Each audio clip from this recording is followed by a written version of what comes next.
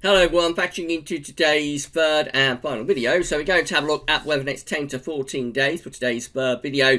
Day 10 will take us around the 24th of August. We'll be able to extend out beyond that with the extended GFS and ECM ensembles.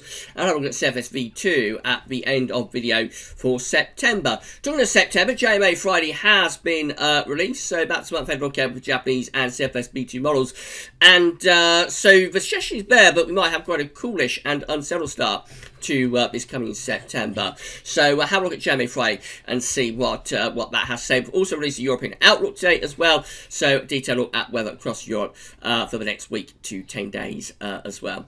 Now, before I do anything else, I was going to say a big thank you to our latest YouTube channel member. So we have got another channel member for GavsWeatherVids. So hello and thank you so much to David Morgan. Thank you so much to David Morgan for becoming GavsWeatherVids' 40th YouTube channel member. That's absolutely amazing. And thank you so much, David, for doing that. If you'd like to become a channel member for GavsWeatherVids, all you need to do is come to GavsWeatherVids YouTube homepage, click the join button, and it'll take you through another page where you can see what benefits you get for becoming a channel member, and you can sign up on that page as well. So thank you so much to all of our channel members. Special thank you to David Morgan as well for becoming our 40th channel member. Thank you to all of our patrons, all of our donors, all of our super chatters when we're live streaming as well. Hello to all of you, and just a big thank you to all of you for the support that you've given us, and a special thank you to David Morgan for becoming GavsWeatherVids' 40th YouTube channel member.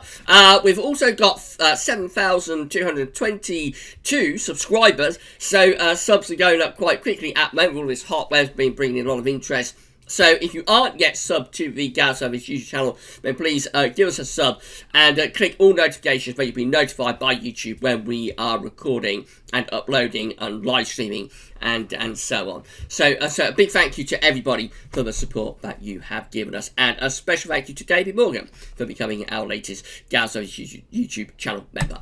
Right, let's move on. I'm going to start off in the tropical Atlantic. So I have two areas of interest. So, we've got this orange X just here off the east coast of the United States. That is disturbance 1, with a 40% chance of cyclone formation in the next 48 hours. National Hurricane Center, National Hurricane Center are saying shower activity has increased in association with a low-pressure area located about 100 miles northeast of Cape Hatteras, North Carolina. Some additional development is possible during the next couple of days, and a tropical or subtropical depression could form during that time as our system moves east-northeastwards well to the southwest of New England and to the south of the Canadian Maritime Provinces. Got a 40% chance of cyclone formation in the next 2 days, and a 50% chance in the next 5 days. This system looks like it's going to move in that sort of direction, I think, and possibly move out into the Atlantic, actually, and it may impact our weather in the UK in the second half of next week. More about that later in video. We also have tropical storm Josephine. Josephine is currently giving maximum sustained winds of 40 miles per hour with a minimum central pressure of 1,006 millibars, and Josephine is moving west-northwestwards at 17 miles per hour. If we click on Josephine, we can see what's forecast happen. So this is not forecast to become a hurricane. It's forecast to stay as a tropical storm, although these things can develop unexpectedly. Current position of Josephine is just there. Tropical storm Josephine is going to move in that direction over the weekend. Early next week, curving northwards and possibly hitting Bermuda as a post-tropical depression. So at the moment, it doesn't look like it's going to reach hurricane status, but we shall have to wait and see how things develop with Tropical Storm Josephine in the coming days. Now, things have been a little bit quieter back home this morning. Haven't had as many thunderstorms around. This is how the radar picture of Weather Outlook is currently looking. There is a line of storms down here, sort of between London and Cambridge, and going over towards Bristol and Bristol area, Cardiff, that sort of area. So yeah, there is a line of storms through, or a line of showers through there. Hasn't been many storms. If we look at the lightning detector, just got a few little lightning flashes there around South Wales, but essentially there's been a lot of dry weather across many parts of the country this morning. Many central and northern areas have been dry. What showers we have had been in the south, they haven't been too bad. This afternoon, there's a lot of sort of low level and medium level cloud across the country, which is acting kind of limit the temperature. If we overlay the temperature here, you can see that temperatures are being pegged back by all of this cloud through many parts of the country. If this cloud breaks up, it is predicted that a lot of it should break up this afternoon. If the cloud breaks up, the temperature will lift up, and that could well spark off more thunderstorms. But it does depend whether it brightens up. If it stays sort of cloudy in many areas with a lot of low cloud and murky weather limiting the temperatures, then obviously that limits the possibility of thunderstorms. But it does look as though thunderstorms will probably break out as temperatures lift up, and as temperatures lift up through the course of this afternoon. So we should wait and see about that. We have got lots of warnings from the UK Met Office still in force. So here's today's thunderstorm warning. Let's click on that. A little bit further south than the past couple of days. So it's really for like East Anglia, South East England, the East and South Midlands, over to southwestern parts of Wales, or southeast parts of Wales, southwest England, central southern England, and down into the southeast in this yellow area just here. They're saying further heavy showers and thunderstorms are expected in places, perhaps leading to flooding and travel disruption. So they're certainly expecting things to blow up again this afternoon in the south.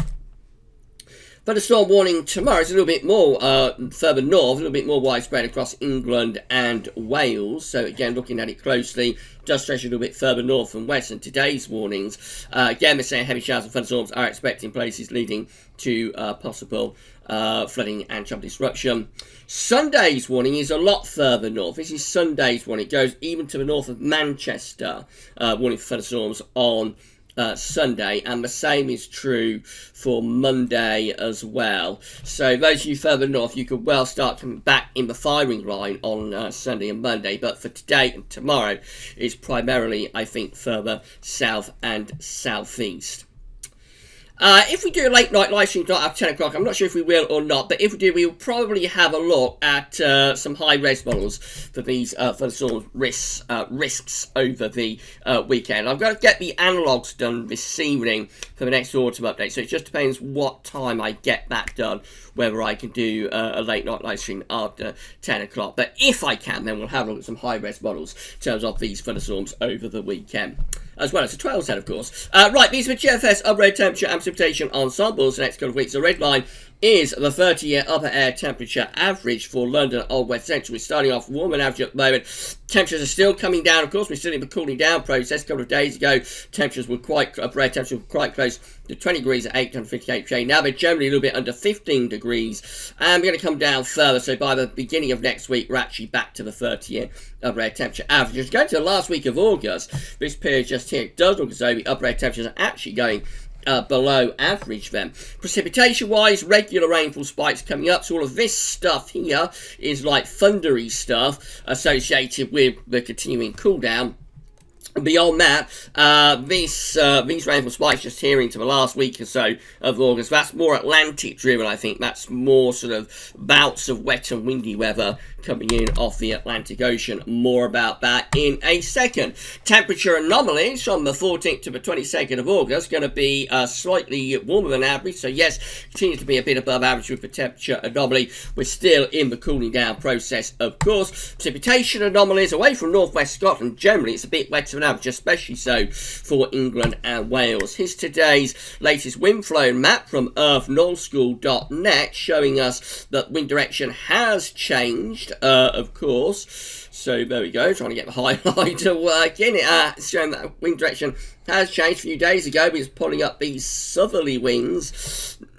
Excuse me, again, now the wind flow has sort of changed into like east-northeasterly with an area of low pressure to our southwest and also to the west as well. Although we are still on the warm side of the jet stream. The actual jet stream is up here, so we are still on the warm side of the jet, but of course we are breaking down the heat wave and things have turned quite a bit cooler. Right, let's have a look at the UK Met then. So here we go. This is Monday, midnight Monday. Low pressure coming up from the south. That's going to bring increasing risk of probably thundery rain initially on Sunday, and then thunderstorms following along behind. So I've got a live stream to do on Sunday at 6 o'clock in the evening.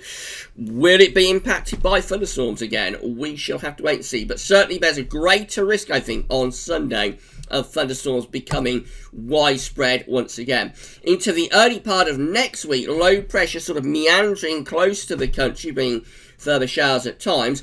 And then by the time we get through to Wednesday to Thursday, midnight Thursday, we've got this deep area of low pressure, actually quite an autumnal area of low pressure, developing to west of Ireland. The central pressure with this is around 980 millibars, I think, which is very, very low pressure for August.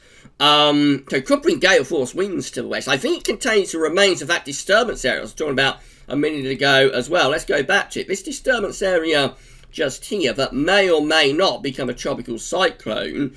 50% chance it could do, but that disturbance area just there, I think this low does contain quite a bit of the energy from that disturbance area. So it'd be like an autumnal type thing with tropical elements within it as well. So we could get a little bit of a battering later next week from wet and windy weather, actually. This is how the GFS6Z is looking. So again, widespread thunderstorms from Sunday through to Monday. Those storms trundling northwards. Early next week, sort of Tuesday to Wednesday, it's a case of showery conditions. But then by Thursday, in comes this deepening area of low pressure. Again, I think the central pressure with this going down to around 980 or maybe even 975 millibars. So it's a very, very unusually deep area of low pressure for August. Will bring heavy rain across the country if it comes off, and maybe some gale force winds up to the north and west as well, some summer gales. As that low sort of clears away, moving up towards day 10, it opens the winds into a northerly direction. So we could well start to cool things down a lot as we move up towards day 10.